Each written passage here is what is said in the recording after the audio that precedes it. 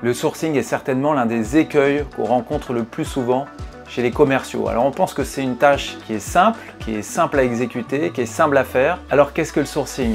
C'est tout simplement le fait d'identifier, de collecter et de mettre dans un fichier les comptes et les contacts qui seront le plus à potentiel pour votre offre de service. Quand on est commercial chez FDV Partners et qu'on fait du new business, on est tenté de générer beaucoup de contacts et faire des démarches industrielles. L'un des enseignements de nos 400 missions d'accélération commerciale, c'est justement de faire de la qualité dans un temps. Alors je vous propose de vous expliquer comment faire un bon sourcing en 3 temps. Première étape, vous devez faire un petit sourcing.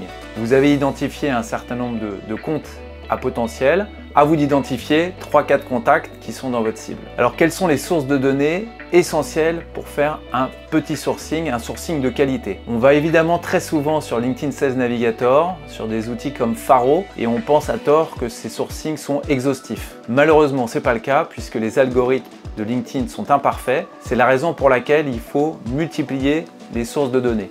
Je pense à Google, qui est un basique mais qui est un inconditionnel. Je pense aussi à des sites institutionnels, la gouvernance d'une entreprise par exemple. Je pense à Papers pour des PME et puis je pense aussi à LinkedIn dans sa version classique. En croisant toutes ces sources de données, alors vous pourrez faire un sourcing de qualité pour démarrer vos démarches commerciales. Deuxième temps, maintenant que vous avez les contacts, il faut aller en rendez-vous.